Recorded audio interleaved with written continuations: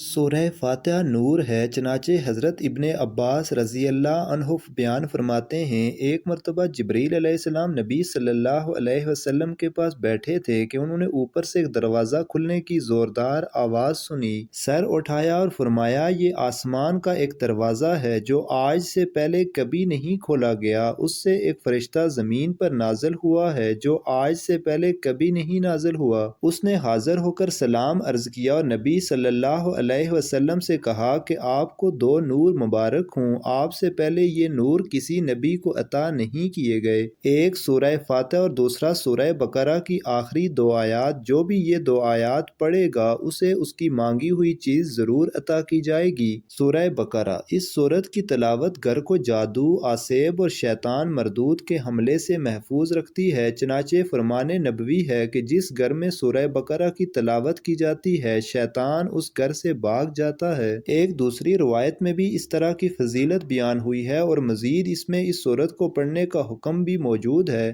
جیسا کہ فرمان نبوی ہے کہ اپنے گھروں میں سورہ بقرہ کی تلاوت کیا کرو، شیطان اس گھر میں داخل نہیں ہو سکتا جس میں سورہ بقرہ کی تلاوت کی جاتی ہے۔ سورہ آل عمران۔ سورہ بقرہ اور سورہ آل عمران روز قیامت اپنے پڑھنے والوں کی سفارش کریں گی، چنانچہ حضرت ابو امامہ باہلی رضی اللہ عنہ فرماتے ہیں کہ نبی صلی اللہ علیہ وسلم نے فرمایا، قرآن پڑھو کہ قیامت کے دن اپنے پڑھنے والوں کے لیے سفارش کرے گا۔ دو نورانی صورتیں بقرہ و آل عمران کو پڑھتے رہا کرو، یہ دونوں قیامت کے دن اس طرح آئیں گی جیسے دو صاحبان یا دو بادل یا پر کھولے ہوئے پرندوں کے دو دو ڈاروں کی طرح ہوں گی، اپنے پڑھنے والوں کی قیامت کے دن سفارش کریں گی۔ سورہ ہود۔ سورہ ہود آخرت پیدا کرنے والی سورت۔ فرمان نبوی ہے کہ مجھے سورہ ہود اور اس جیسی سورتوں نے بوڑھا کر دیا ہے۔ سورہ بنی اسرائیل۔ حضرت عائشہ رضی اللہ عنہا کا بیان ہے کہ نبی صلی اللہ علیہ وسلم ہر رات سورہ بنی اسرائیل اور زمر کی تلاوت فرمایا کرتے تھے۔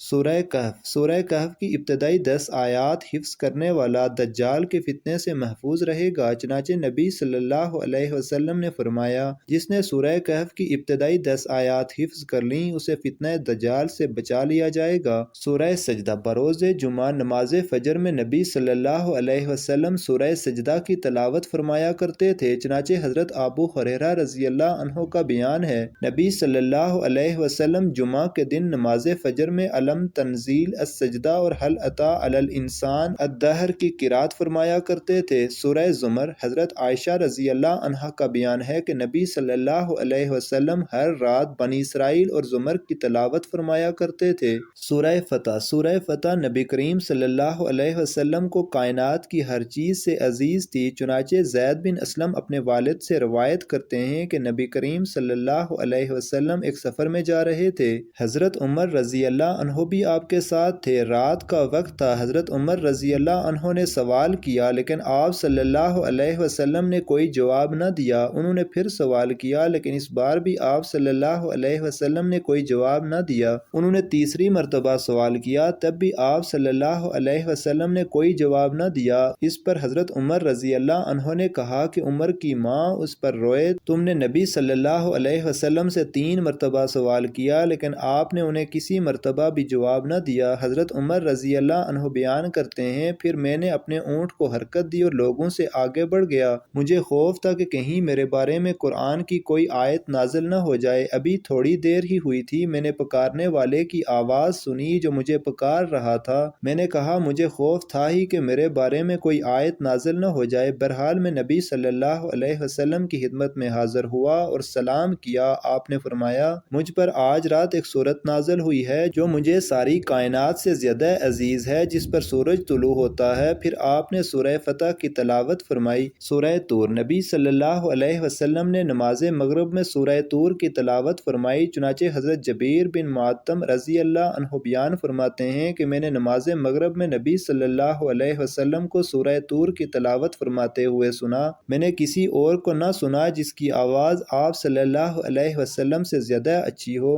سورہ واقعہ۔ سورہ واقعہ فکر آخرت پیدا کرنے والی سورت ہے۔ سورہ صف۔ حضرت عبداللہ بن سلام رضی اللہ عنہ بیان کرتے ہیں کہ ہم نے اس موضوع پر بات کی کہ کون ہے جو رسول اللہ صلی اللہ علیہ وسلم کی خدمت میں حاضر ہو کر یہ پوچھے کہ کون سا عمل اللہ تعالیٰ کو سب سے زیادہ پسند ہے، لیکن ہم میں سے کوئی بھی نہ اٹھا تو رسول اللہ صلی اللہ علیہ وسلم نے ہماری طرف ایک شخص کو بھیجا، اس نے ہمیں جمع کیا، پھر آپ صلی اللہ علیہ وسلم نے ہمیں یہ سورہ مبارکہ یعنی سورہ صف پڑھ کر سنا دی، سورہ جمعہ۔ حضرت ابن عباس اور حضرت ابو ہریرہ رضی اللہ عنہ سے روایت ہے کہ نبی صلی اللہ علیہ وسلم نماز جمعہ اور سورہ منافقون کی تلاوت فرمایا کرتے تھے۔ سورہ منافقون، نبی صلی اللہ علیہ وسلم جمعہ میں سورہ منافقون کی تلاوت فرمایا کرتے تھے، جیسا کہ درجہ بالا حدیث میں درج ہے۔ سورہ ملک، نبی صلی اللہ علیہ وسلم سوتے وقت ہمیشہ سورہ ملک کی تلاوت فرمایا کرتے تھے۔ سورہ ملک اپنے پڑھنے والے کی روز قیامت سفارش کرے گی۔ حضرت ابو ہریرہ رضی اللہ عنہ سے روایت ہے کہ نبی صلی اللہ علیہ وسلم نے فرمایا،